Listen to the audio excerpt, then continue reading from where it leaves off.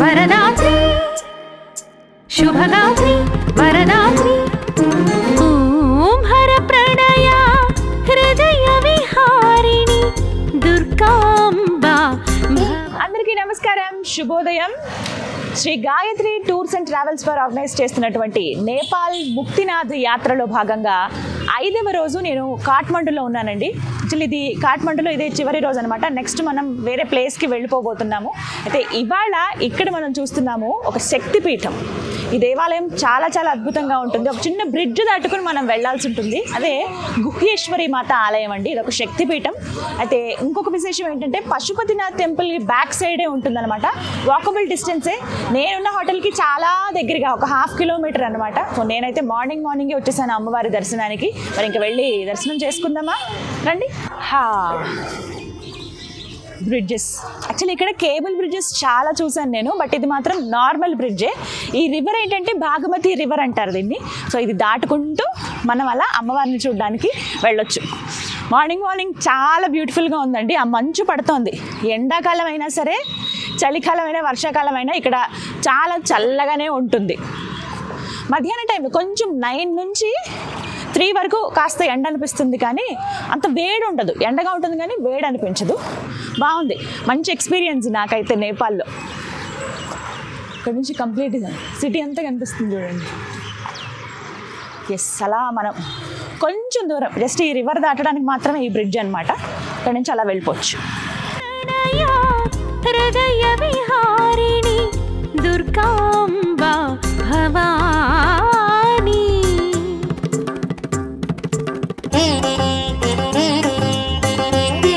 అలా మనం లోపలికి వచ్చాక లెఫ్ట్ సైడ్కి చూడొచ్చు, టికెట్ కౌంటర్ అని ఉంటుంది. టూరిస్టులు ఎవరైతే ఉంటారో వాళ్ళు టికెట్ తీసుకోవాల్సి ఉంటుందండి.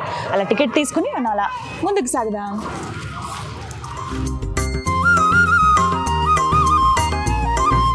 గుహ్యేశ్వరి అమ్మవారి ఆలయానికి వెళ్ళటానికి ఇదే ప్రధాన ద్వారం అండి. రెండు వైపులా చూడొచ్చు. ముందుగా మనకి వినాయకుడు, కుమారస్వామి విగ్రహాల్లాగా కనిపిస్తాయి. అలాగే 2 సింహాలతో అమ్మవారు మనకి స్వాగతం పలుకుతారనమాట. మెట్లెక్కి పైకి వెళ్ళాల్సి ఉంటుంది. రండి.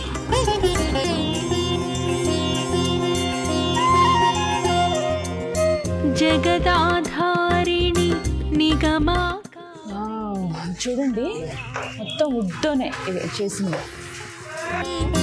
శక్తి స్వరూపిణి ముక్తి ప్రదాయిని కాత్యాయని. వావ్, ఎంత సుందరంగా ఉందో. మధ్యలో అమ్మవారి ఆలయం, చుట్టూ కూడా ఒక బిల్డింగ్స్ లాగా ఉన్నాయి. వుడ్ తోటి కన్స్ట్రక్ట్ చేశారండి. మొత్తం అసలు ఎంత నీట్గా చెక్కారో. ప్రతిదీ black and dark orange colour ఇక్కడ మనకు కనిపిస్తాయి. ప్రతి చోట అవే ఉంటాయి. అమ్మవారికి ఎదురుగుండా సింహం ఉంటుంది. పంచలోహాలతో చేసినటువంటి సింహం అన్నమాట. పైకి కనిపిస్తుంది మనకి. అసలు వెరైటీగా ఉంటుంది. రెక్కలు ఉన్నట్టుగా కనిపిస్తుంది సింహానికి. అమ్మవారి వాహనం కదా, అలా ఎదురుగుండా ఉంటుంది అనమాట.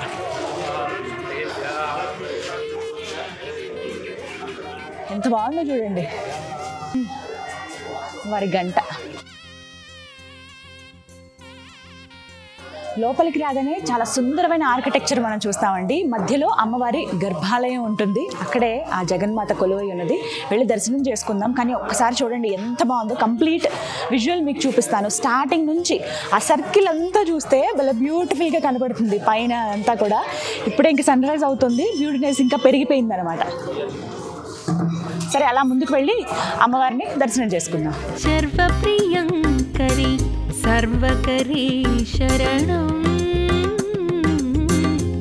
అమ్మవారిని దర్శనం చేసుకునే ముందు ఒక ప్రదక్షిణ చేద్దాం మనం. చూడండి ఎంత బాగుందో. ఇదంతా కూడా తొడుగు అనమాట. పంచలోహంతో ఇలా తొడుగులాగా వేశారు. చూడండి, ఎక్కడికక్కడ మనకి సింహాలే కనిపిస్తాయి. అలాగే ఆదిశేషు ఉన్నట్లుగా కనబడుతుంది అనమాట. కలశాలు ఇవి. అలాగే పైన ఆదిశేషు. సింహాలు చూసారా ఎన్ని ఉంటాయో. చుట్టూ అమ్మవారికి అలా రక్షణగా ఉన్నట్టుగా కనిపిస్తాయి మనకి.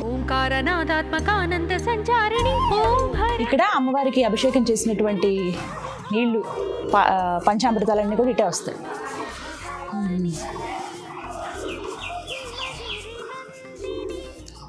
సిమిలర్గా ఉన్నాయి. ప్రతి ఒక్కటి కూడా నీట్గా చెక్కారు. ఒకటి కంప్లీట్గా ఇలాంటి కలశాలే మనకు కనిపిస్తాయి మొత్తం. స్వరూపిణి. పెద్ద గంట చూడండి. మనం మ్యాక్సిమం నేపాల్లో ఉన్నటువంటి అన్ని దేవాలయాల్లో ఇంత పెద్ద పెద్ద గంటలు చూస్తాం. స్వయంగా భక్తులే ఘంటానాదం చేయొచ్చు అనమాట. వరదాత్రి శుభగాత్రి వరదాత్రి ఓం హర ప్రణయ హృదయ విహారిణి దుర్గాంబా భవాని. మహేశ్వరి మాత. అబ్బా, శక్తిపీఠం నిజంగా అత్యంత శక్తివంతమైన ఆలయం అండి. లోపలికి వెళ్ళగానే ఆ వైబ్రేషన్స్ నాకు అర్థమయ్యాయి. ఎంత ప్రశాంతంగా, గుండె ఒక్కసారిగా ఫాస్ట్ బీట్ కొట్టుకుంది అలా, కానీ నెమ్మదిగా అలా శాంతమైంది. అమ్మ ఒళ్ళో కూర్చుంటే మనం ఎంత రిలాక్స్డ్గా అయిపోతాం అలా అనిపించింది. చాలా బాగుంది నిజంగా. అమ్మవారికి చాలా నమస్కరించుకున్నాను. అదృష్టం అంటే మనం అనుకుంటాం అక్కడ ఇక్కడ. నేను చదివానంతే, కాఠ్మండూలో గుహేశ్వరి మాత ఉంటారు, అదొక శక్తిపీఠం అని చెప్పి. అందరికీ తెలిసిందే కదా, సతీదేవి మరణం తర్వాత శివయ్య ఆ బాధను తట్టుకోలేక అమ్మవారి దేహాన్ని తన భుజం మీద వేసుకుని తాండవం చేస్తాడు ఉగ్రంతో. అలా చేస్తూ ఉండగా ఆ దేహం అనేది ముక్కలయ్యి వివిధ చోట్ల పడింది. మన భారతదేశంలో ఎక్కడెక్కడ శక్తిపీఠాలు ఉన్నాయో మనకు తెలుసు. అయితే భారతదేశం కాకుండా మిగతా ప్రదేశాల్లో కూడా అమ్మవారి దేహం, ఛిద్రమైనటువంటి ఆ దేహం ఒక్కొక్క భాగం పడింది. అందులో భాగంగా అమ్మవారి దేహానికి సంబంధించి గుహ్య భాగం అంటే పిరుదులు, ఈ భాగం అనేది ఇక్కడ కాఠ్మండూలో పడ్డాయన్నమాట. అదే శక్తిపీఠంగా మనందరం కొలుస్తూ ఉన్నాము. మనకు అక్కడ పూర్తి రూపం ఏమి ఉండదండి, కవర్ చేసి ఉంటుంది. లోపల అమ్మవారి శక్తి అంతా కూడా నిక్షిప్తం చేసి ఉంచుతారు కదా, పైనంతా గ్లాస్తో ఇలా కవర్ చేసి మధ్యలో ఒక కలశాన్ని ఉంచారు. అసలు మేము వెళ్ళినప్పుడు కరెక్ట్గా ఎవరో ఒక భక్తుడు అభిషేకం చేయించుకుంటున్నారు పంచామృతాలతోటి. ఆ కలశం అలా తీశారండి. నిజంగా ఎంతటి అదృష్టం, అమ్మవారు మాకు ఆ రకంగా దర్శనం ఇచ్చారు. వాళ్ళు అక్కడ అభిషేకం చేస్తున్నారు. మళ్ళీ అంతా కూడా ముందంతా కప్పు ఉంచారు. తర్వాత అమ్మవారు మాకు అలా దర్శనం ఇవ్వాలనుకుందేమో. మా టీం అందరం కూడా చాలా చక్కగా దర్శనం అయితే చేసుకున్నాము. అయితే లోపలికి చాలా స్ట్రిక్ట్ రూల్స్ అండి. అస్సలు గర్భాలయం దగ్గరికి కూడా అలౌ చేయట్లేదు. ఇక్కడ మాత్రమే, ఇది గర్భాలయం, ఇక్కడ వరకు మాత్రమే పర్మిషన్ ఉంది కాబట్టి నేను ఇక్కడ నుంచున్నాను. చాలా చాలా అత్యద్భుతమైన శక్తివంతమైన ఆలయం. ఒక శక్తిపీఠం ఆల్రెడీ మనం జనక్పూర్లో చూసాం, రాజాదేవి. ఇక్కడ అమ్మవారి పిరుదుల భాగం పడిన ప్లేస్ అనమాట. ఇది కూడా శక్తిపీఠం. ప్రతినిత్యం భక్తుల రద్దీ ఉండనే ఉంటుంది. ఇక్కడ టూరిస్టులు అయితే ఎవరో ఒకరు వస్తూనే ఉంటారు. ఇక్కడ ప్రత్యేకించి నవరాత్రుల్లో అయితే విశేషమైన పూజలు జరుగుతాయట. అలాగే అమ్మవారికి ఎంతో ఇష్టమైనటువంటి ప్రసాదాలు కానీ ఇవన్నీ నైవేద్యం ప్రతినిత్యం చేస్తూ ఉంటారు రకరకాలుగా. అభిషేకం ఎప్పుడు జరుగుతుంది. లోపల ఎంత సుందరంగా ఉందంటే ఒక మహల్లో అమ్మవారు కూర్చున్నట్టుగా, పైన ఏదో ఛత్రం పట్టుకున్నట్లుగా ఇలా ఆ పైన మనకి ఇక్కడ కనిపించట్లేదు కానీ ఇట్లా గొడుగులాగా ఉందండి. చుట్టూ అంతా కూడా ఓపెన్ ఉంది. సూర్యకిరణాలు పడతాయి, వర్షం పడినా కూడా ఈ చివరి వరకు పడుతుంది. అంటే ప్రకృతి దేవత కదా ఆవిడ, దానికి సంబంధించినట్టుగా అంతా బయట వెలుతురంతా కూడా లోపల ఉండే విధంగానే ఉంది. మనం బయట నుంచున్నాం అన్నట్టు భావన కలుగుతుంది అనమాట. లోపలంతా వెండితోటి చేశారు, చుట్టూ తొడుగు వేశారు ఇలాగా. ఆదిశేషులు ఇక్కడ బయట ఎలా ఉన్నాయి, ఆదిశేషులు కలశాలతో నిండు అలా ఉంటుంది. మళ్ళీ చుట్టూ అమ్మవారికి సింహాలు అనేవి ఇలా కూర్చుని ఉన్నాయి, ఆవిడ కోసం రక్షణగా అన్నట్లుగా అలా కనపడతాయి. ఎంత సుందరంగా ఉందంటే, ఇంకా ఆమె వాహనాలు కదా, ఆమె కోసం అలా వేచి ఉన్నాయి సింహాలు అన్నట్లుగా అలా మనకు చుట్టూ కనిపిస్తాయి. మధ్యలో అమ్మవారిని అలా నిక్షిప్తం చేశారు. చాలా చాలా బాగుంది. మీరు కనుక నేపాల్ కాఠ్మండూ వస్తే ఖచ్చితంగా దర్శనం చేసుకోండి. ఎంతటి మహద్భాగ్యం అది. శక్తిపీఠం దర్శించుకోవాలంటే మనకి పూర్వజన్మ సుకృతం ఉండాలంటారు. అలాంటి భాగ్యం నాకు అమ్మవారి ఇచ్చినందుకు ధన్యవాదాలు చెప్తూ, మీరు నేపాల్ టూర్ వస్తే డెఫినెట్గా కాఠ్మండూలోని ఈ గుహేశ్వరి మాత ఆలయాన్ని దర్శనం చేసుకోండి. ఈ సుందరమైన వాతావరణంలో, అంటే ఈ ఆలయ ప్రాంగణంలో కాసేపు గడిపితే చాలు.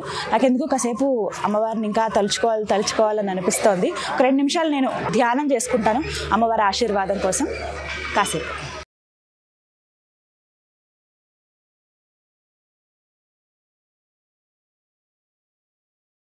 గుహేశ్వరి మాత, జగన్మాత,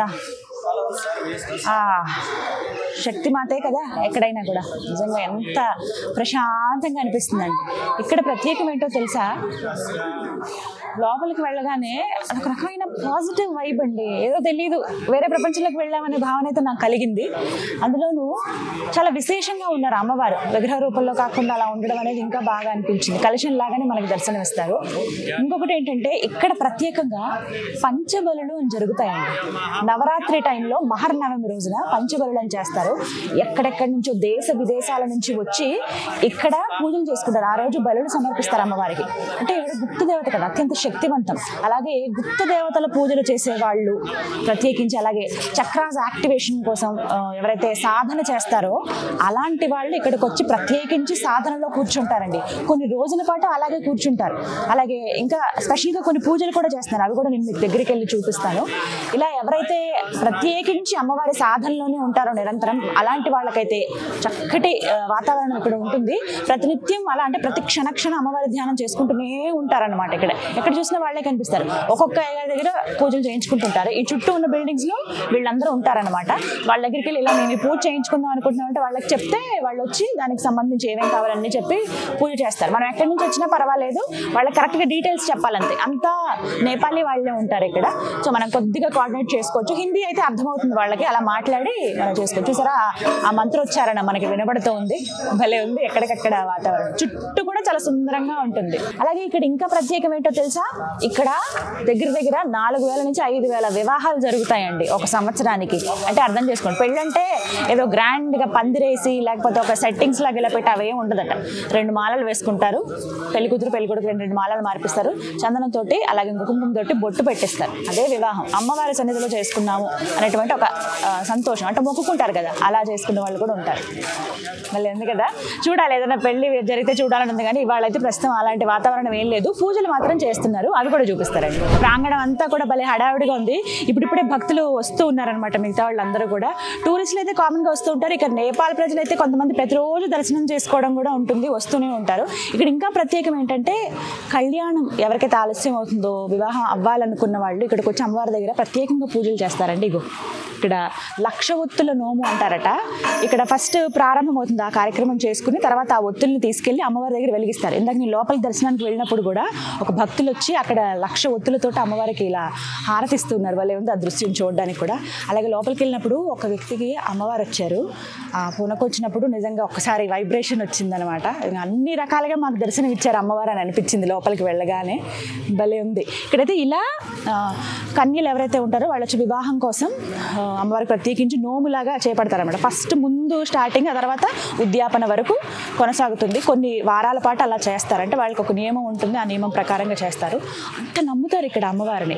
వివాహం గురించి కావచ్చు, సంతానం గురించి కావచ్చు, ఏమన్నా హెల్త్ ప్రాబ్లమ్స్ ఉన్నవాళ్ళు కానీ, అలాగే ఆర్థికంగా ఇబ్బందులు పడే వాళ్ళు ఉంటారు కదా, అలాంటి వాళ్ళందరికీ కూడా వీళ్ళు ఏంటంటే ఒక్కసారి వచ్చి అమ్మవారికి దండం పెట్టుకుని వాళ్ళ కోరిక చెప్తే ఖచ్చితంగా అది నెరవేరి మళ్ళీ వచ్చి అమ్మవారికి కృతజ్ఞతలు చెప్పుకుంటారనమాట. వాళ్ళు మొక్కులు చెల్లించుకుంటారు. అలాంటి భావన ఇక్కడ ప్రత్యేకించి. మనం అంటే ఎక్కడో ఉంటాం, శక్తిపీఠం ఇక్కడికి వీళ్ళకి సిటీ మధ్యలోనే ఉందండి. చాలా అంటే ఎక్కువ దూరం ఏమి కాదు. అంటే ఎయిర్పోర్ట్కి దగ్గర ఉంటుంది, అన్ని హోటల్స్ ఉండడానికి దగ్గరే. నార్మల్గా నేపాల్ సిటీ అంటే కాఠ్మండూ సిటీకి కూడా చాలా దగ్గరగానే ఉంటుంది అనమాట. ఎవరు వచ్చినా కూడా ఈజీగా చెప్తారు. పశుపతినాథ్ టెంపుల్ బ్యాక్ సైడే ఉంటుంది ఎగ్జాక్ట్గా, మనకి వాకబుల్ డిస్టెన్సే. రెండు ఒకసారి చూసుకుని వెళ్ళిపోవచ్చు. నేనైతే అమ్మవారిని చాలా బాగా నేను పశుపతినాథ్ టెంపుల్కి వెళ్ళి వద్దాం అనుకున్నాం, కానీ ముందు మాకు అమ్మవారే పిలిచారు. ఇలా వచ్చేసాం అనమాట. ఇక్కడ దర్శనం చేసుకుని నెక్స్ట్ మేము ఇంకా వేరే టెంపుల్కి వెళ్తాం. మొత్తంగా మీరు కనుక నేపాల్ వస్తే కాఠ్మండూ రండి. కాఠ్మండూలో ఖచ్చితంగా ఈ గుహేశ్వరి మాత ఆలయాన్ని సందర్శించండి.